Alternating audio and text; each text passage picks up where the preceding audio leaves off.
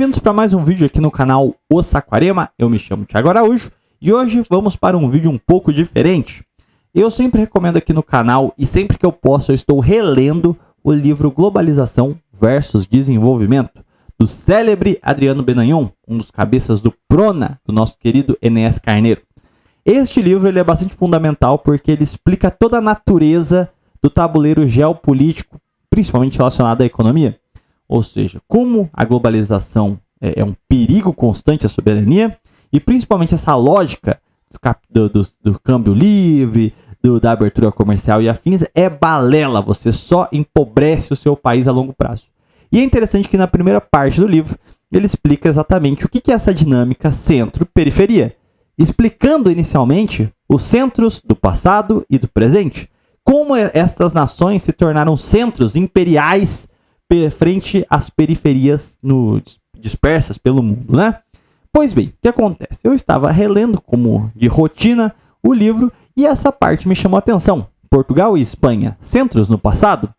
E aqui ele vai relativizar a posição imperialista de Portugal e Espanha, que de fato é muito complicado dizer que eles tiveram. Dá para dizer que um colonialismo, agora imperialismo, muito relativo, e a gente vai ver o porquê. E ele também dá as questões do porquê do fracasso ibérico. E quando eu fiz um comentário, depois que eu li isso aqui, no grupo da Legião Anchieta, que é um grupo que eu encabeço e participo, e houveram objeções muito, como é que eu posso dizer, muito altivas, muito interessantes, muito pertinentes, que eu acho que cabe a gente fazer uma discussão aqui. Então, em primeiro ponto, vamos ler este pedacinho para que vocês possam entender a discussão. Vamos lá?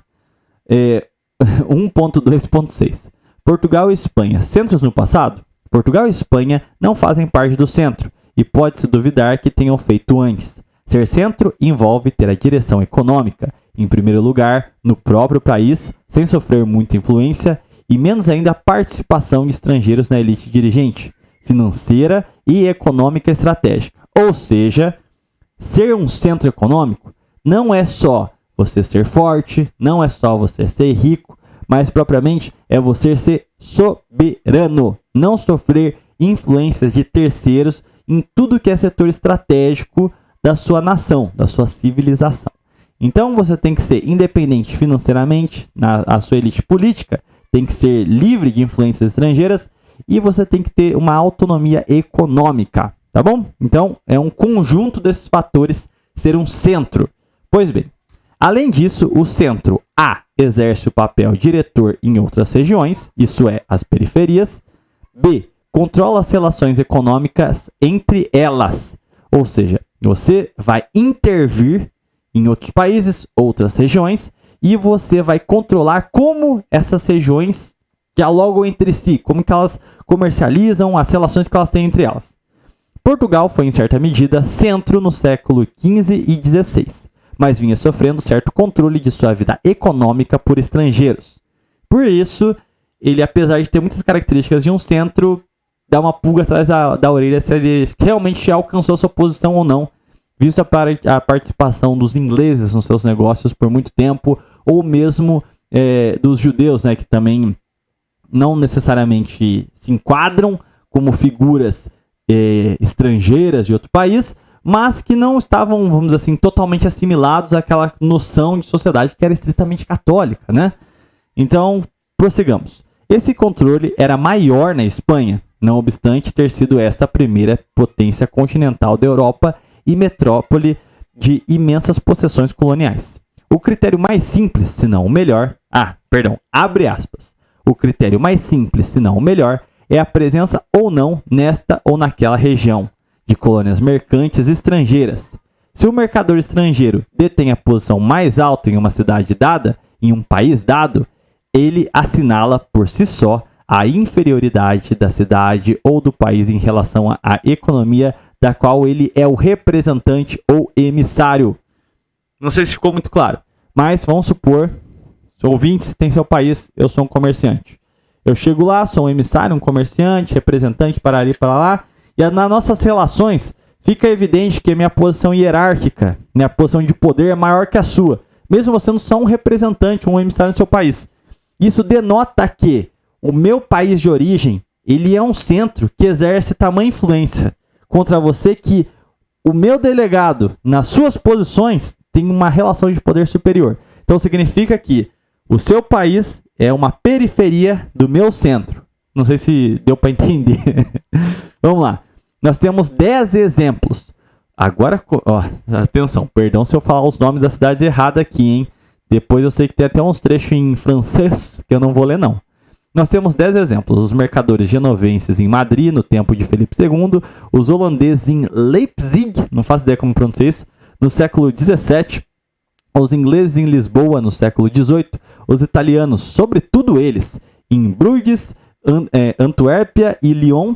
E mesmo em Paris, pelo menos até Mazarin. Por volta de 1780 em Lisboa e em Cádiz. Todas as casas de comércio são feitorias estrangeiras. Ou seja, na Península Ibérica, as casas de comércio onde rolava o dinheiro, onde rolava realmente, onde os cofres públicos iam estar cheios, essas casas eram controladas por terceiros, holandeses, ingleses, franceses, italianos, o que denota a falta de soberania dos países ibéricos que não tinham, como é que eu posso dizer, material humano para se impor nessas áreas, então ficava dependente. Tinha dentro do seu estamento burocrático, infiltrado lá, pessoas que não estavam comprometidas com o seu projeto de nação. Não à toa, mesmo com toda a riqueza que esses países tiveram, essa riqueza não ficava em seus respectivos reinos. Escoavam tudo para fora, através de negociatas escusas, corrupção, desvios e afins. Portugal passara em função da Revolução de Avis, à frente dos demais estados nacionais europeus, do final do século XIV até o do século XV. É outra história que Portugal tenha regredido e desde o século XVII se transformado para a sua e nossa desgraça, um protetorado de fato da Inglaterra. Não foram estranhas à decadência de Portugal. No século XVI, as divisões da burguesia, judeus, cristãos novos e cristãos velhos. Quando a coroa cedeu à Inquisição e cresceu a pressão contra os dois primeiros segmentos, então vamos lá, os dois primeiros segmentos citados, burguesia e judeus, ok? Atenção, não tem qualquer conteúdo teológico aqui não, tá? Eu tô só lendo o livro, pelo amor de Deus.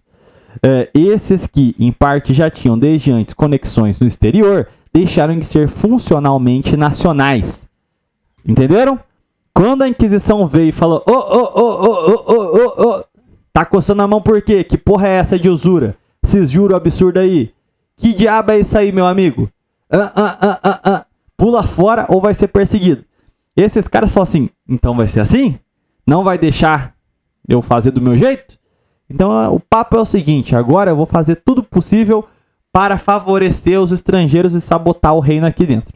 Então, o que ele está colocando aqui é uma coisa muito pragmática, porque o pragmatismo, advindo da mentalidade capitalista, ele era muito funcional.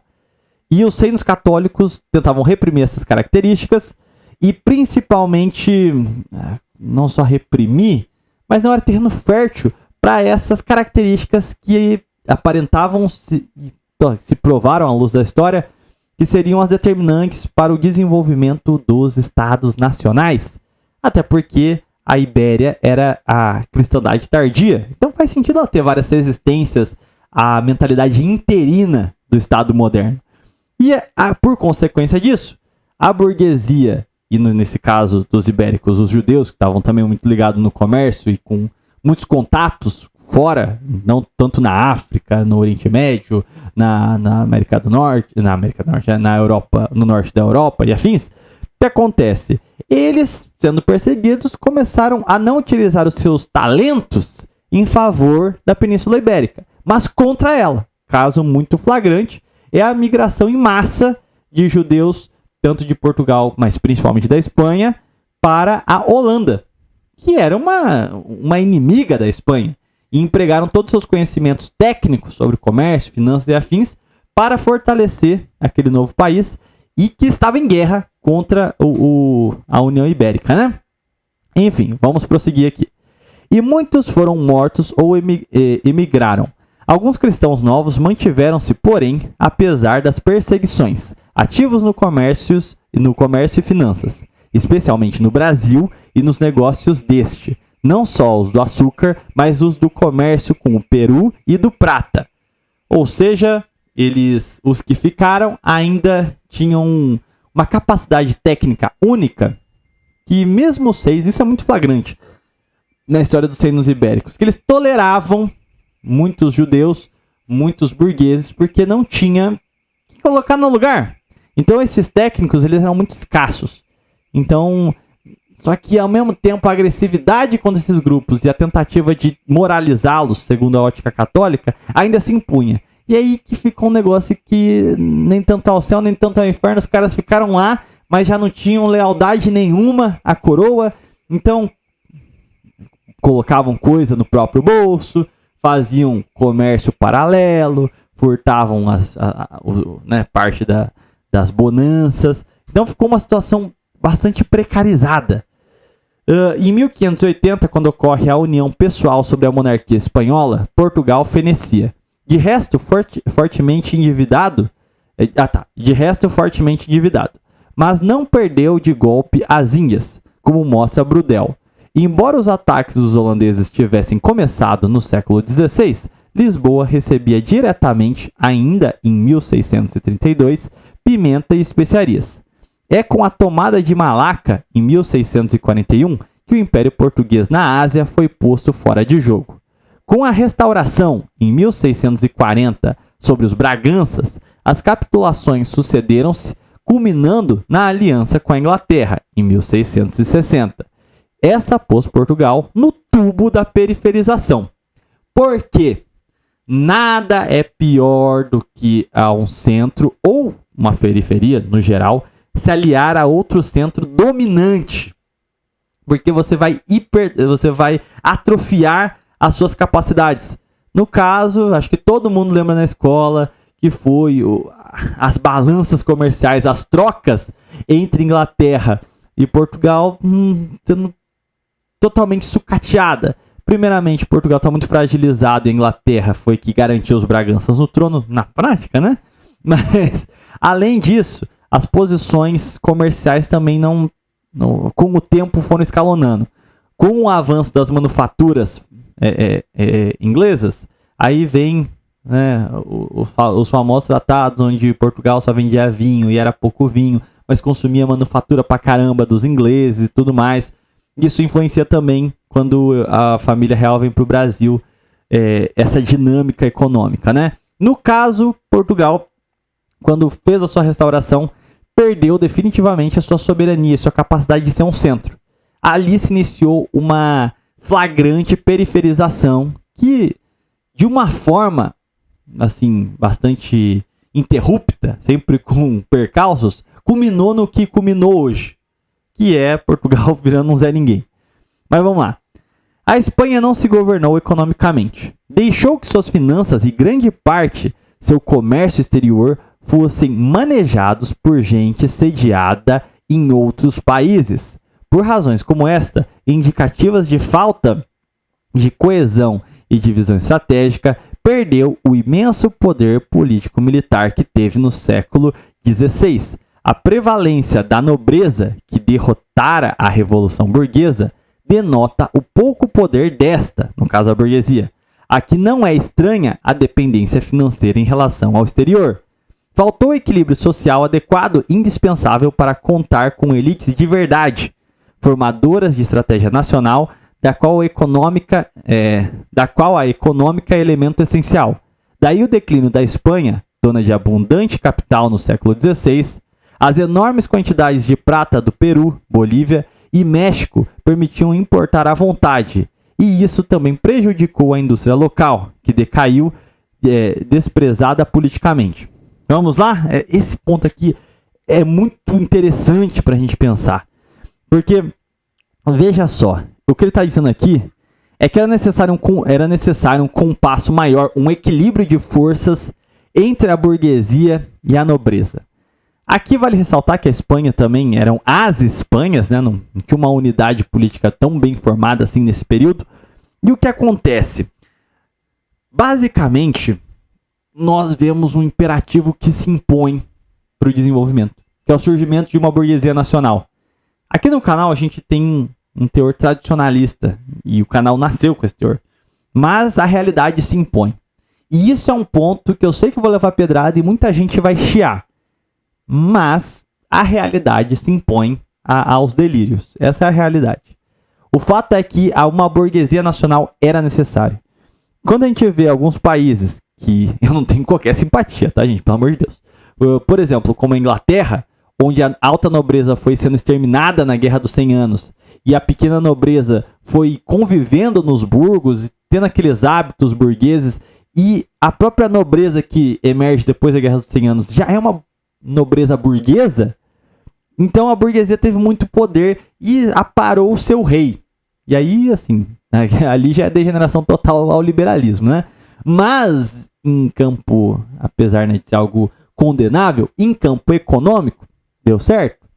O problema da Espanha foi o oposto. Foi a total aniquilação da burguesia espanhola, que não teve qualquer forma de, vamos assim, balancear o seu poder com a nobreza. E, por essa razão, não se tinham técnicos nas finanças. Não tinha uma potência, não se criou as estruturas para um fortalecimento econômico, em um momento em que era necessário algum certo grau de pragmatismo.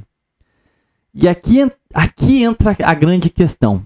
Como conciliar o ideal católico com essa necessidade moderna? Ao meu ponto, não tem muita discussão. É necessário tanto uma nobreza como uma burguesia nacional, em compasso as duas, sem uma querer aniquilar a outra. Ao meu ver, não tem como você fugir dessa realidade. Ou você vai ter que ser fatalista. Você vai falar assim, não, a gente tem que aniquilar a nobreza, a burguesia e caminhar para o nosso fim. Pronto, é isso. Só tem essas duas alternativas. Eu sou muito mais da ideia de você construir uma burguesia nacional. Por quê? Se você não constrói uma burguesia nacional e que você imprima nela valores nacionalistas, de amor à tradição, de amor ao seu país, o que vai acontecer? Vai acontecer o caso espanhol. Não tem uma nacional, vou ficar dependente de estrangeiros. Então, vai vir comerciantes italianos, ingleses, afins, e vai começar o processo de periferização.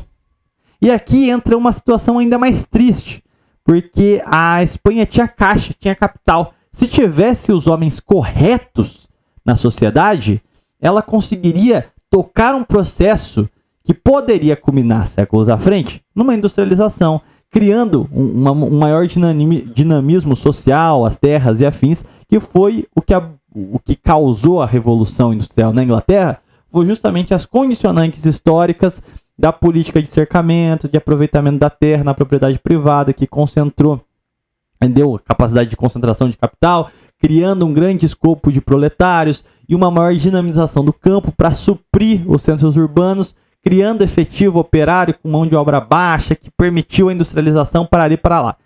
Agora, a Espanha, ela tinha muita grana vindo aqui do Peru, né, Bolívia, e do México. Só que ela, literalmente, ela usou essa grana para compensar o fato da burguesia nacional não ter nascido. Então, os seus negócios estavam na mão de estrangeiros, e para ela abastecer o seu mercado interno, com as especiarias, com os manufaturados, com roupa, essas coisas, ela pegou toda essa remessa de grana, de ouro, de prata que ela tinha e deu bonde. Foi parar nos bolsos ingleses. Então, assim, valeu a pena ter esmagado a burguesia? Eu acredito que a burguesia tem que ser adestrada, não destruída. Porque culmina num fracasso. Todos têm uma participação na sociedade.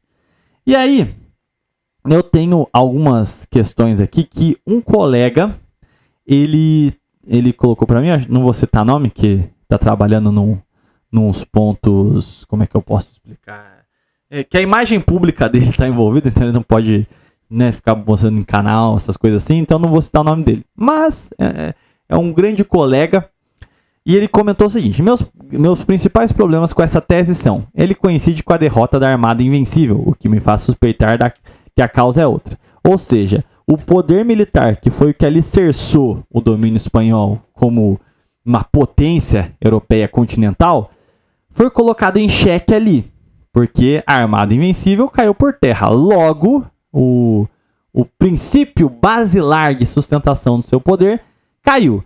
Agora, mesmo que a força das armas não tivesse caído por terra, será que a Espanha conseguiria se manter? Porque o melhor aproveitamento da classe burguesa em outras nações permitiria um progresso científico e acarretaria, se não naquele momento, a longo prazo, numa superação da Armada Invencível, que ficaria datada devido ao progresso tecnológico mais veloz propiciado pelo acúmulo de capital. Então, não sei. É um ponto que não pode ser logicamente inferiorizado, mas me parece que era inevitável vista as coordenadas em que a Espanha se encontrava naquele momento. Segundo ponto que ele põe ali. Ele supõe que outros estados já tinham um plano de desenvolvimento econômico no final dos 1500. Acha essa hipótese bem fora de realidade.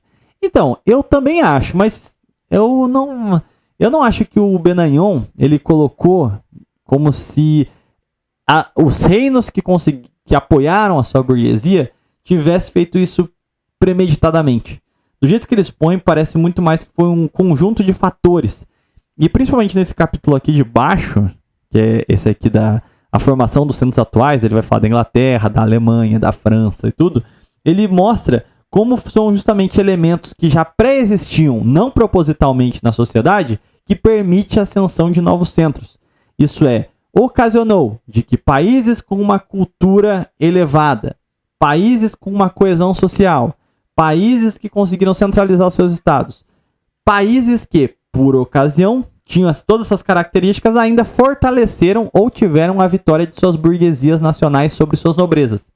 E aí se formou aquelas conjecturas. Não que eles tenham feito isso de maneira pensada, mas o acúmulo dessas características foi o que pariu os demais centros. Características essas sortidas que a Espanha não teve a sorte ou o azar, não sei, depende da sua perspectiva, de ter acumulado, o que ocasionou com seu declínio, segundo a lógica do Benayon.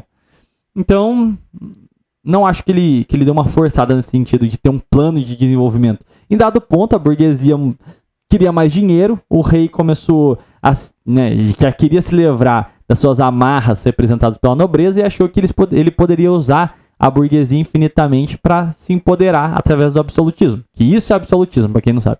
É o rompimento com a aristocracia. Então ele fala assim, não, agora eu vou me aliar com os burgueses, aí eu tô livre, leve, solto e vou ficar com muito ouro. Uhul! Então era essa a mentalidade. Só que no fim, né, a serpente picou o rei, porque a burguesia depois vai se voltar contra o rei. Mas de toda forma, não acho que tenha sido o caso pensado. A burguesia só falou, vai me empoderar? Me empoderou, então agora eu tomo conta dos projetos de nação, voltando a usar todos os esforços do reino, da nação, a fim de favorecer os meus interesses particulares. Que é basicamente isso. A gente já falou isso em outros vídeos, mas o Estado burguês basicamente é isso. É justamente uma pequena oligarquia que consegue tomar conta, toma o controle de um Estado, de uma nação específica e começa a utilizar toda a estrutura pública em benefício dos interesses da indústria particular. Então, e aí começa-se a expansão imperialista, que daí, para abastecer as indústrias daquele determinado país, ele vai ter que, primeiramente, depois com a produção em massa, ele vai ter que escoar essa produção para outros países, e aí vai ficar mais rico, e ele precisa buscar mais matéria-prima também. Enfim, lógica básica que vai desembocar em imperialismo, neocolonialismo, para lá. Terceiro ponto, o período dado dista um século da expulsão dos judeus da Espanha. Não sei qual a relevância desse fator para análise. Cara, foi. Porque em Portugal a Inquisição foi em 1492. Na Espanha, salvo engano, posso estar errado na data, mas teve uma Inquisição forte em 1490. E foi justamente nessas inquisições que aconteceram principalmente no final do século XV que propiciou uma imigração muito forte para a Holanda, principalmente no decorrer do século XVI, com a Reforma Protestante. A Holanda vai aderir à brincadeira. No século XVII vai ser o estopim. A principal jogatina ali foi: a Espanha estava tentando converter os judeus, se tornar cristãos novos, que, né, já estavam na Península Ibérica desde tempos imemoriais, quase, desde o período dos reinados visigóticos. A gente teve a União Ibérica, a gente tem também a separação da Holanda. O grande ponto para ela conseguir entrar no jogo das nações naquele momento ali, que ela já entendeu que a parada era o metalismo, era o domínio sobre colônias, era ter especiarias, e para isso você precisava de técnicos de finanças, especialistas em especiarias. Especialistas em especiarias é uma frase estranha, né? Mas enfim, poliglotas, você precisava dessa galera especializada, que tinha experiência.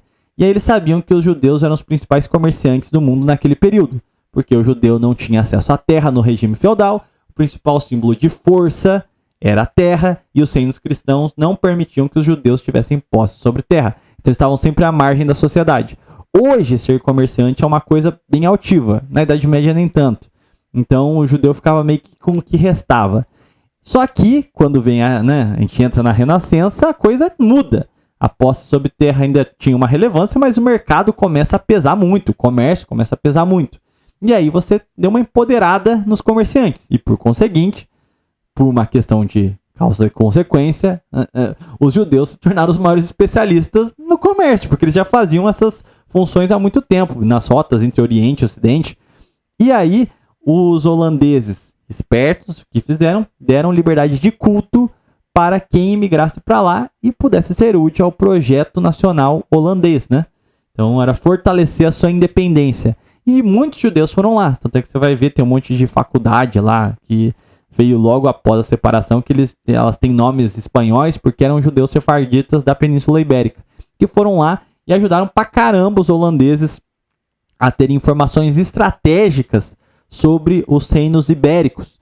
Então você vai pegar mesmo a invasão holandesa do Nordeste, em Pernambuco, eles tinham assim documentos assim muito detalhados sobre a produção de cana-de-açúcar que se tinha ali na região, sobre as fragilidades dos portos de Pernambuco, como fazer. A comunidade judaica, não tem como você logicamente generalizar ela, mas havia setores nela que tinham, tipo assim, verdadeiras organizações comerciais com informantes em tudo quanto era entreposto comercial. Então, era um grupo muito forte comercialmente, economicamente. E quando a Holanda puxa eles para o seu projeto, eles conseguem criar uma grande debilidade nos reinos ibéricos, que passam pelas dificuldades econômicas que passaram por falta de técnicos para operarem o projeto. Ao mesmo tempo que a Holanda não só ganhou técnicos, como técnicos com informações privilegiadas sobre todo o processo colonial das potências ibéricas, como funcionava, detalhes muito profundos, os anais da Península Ibérica. Tem um fator muito pesado. E quando a gente está falando dessa transição da Idade Média para a modernidade, diria que em alguns casos é até bastante, como é que eu posso dizer assim, indissociável a burguesia dos judeus, porque uma parte muito considerável trabalhava com comércio, né? Quarto ponto, nesse período os países burgueses não eram de fato mais fortes do que a Espanha economicamente. Vide o curso e outras ações nessa linha. Nesse período eu realmente acho que não. O negócio eu acho que é desvantagem a longo prazo, porque essas nações burguesas foram acumulando justamente técnicos e pessoas capacitadas, enquanto os países ibéricos iam perdendo essas pessoas, ao ponto que perdiam essas pessoas também, perdiam pessoas que tinham informações privilegiadas sobre suas posições estratégicas. Então eles foram literalmente sabotados. Então, a longo prazo, o acarretamento dessa condição, logicamente, culminaria com a inferioridade ibérica frente aos seus inimigos burgueses. Então, eu diria que não é um fato do momento, ali, século XV, a Inglaterra ou a Holanda já era maior que a Espanha? Não. Mas a tendência geopolítica era o enfraquecimento espanhol e a ascensão da Holanda e da Inglaterra. Isso era evidente. Então, acho que esse aqui eram os 4 pontos que um amigo meu mandou, que eu achei pertinente. E, puta merda, cara, agora que eu vi que minha câmera travou, meu Deus do céu, que tristeza. Mas, enfim, esses eram os pontos que eu queria trazer e discutir aqui com vocês. Eu espero que tenha sido útil de alguma forma para vocês. E, enfim, se vocês querem ajudar o canal, deixa o gostei, se inscreva aí no canal, é de graça. Se você quiser dar uma forcinha, Pix na descrição. E também cogite ser membro do canal, que eu tô planejando umas coisas novas para o clube de membros, tá bom? Então é isso, fiquem com Deus, até um próximo vídeo ou live. Até mais!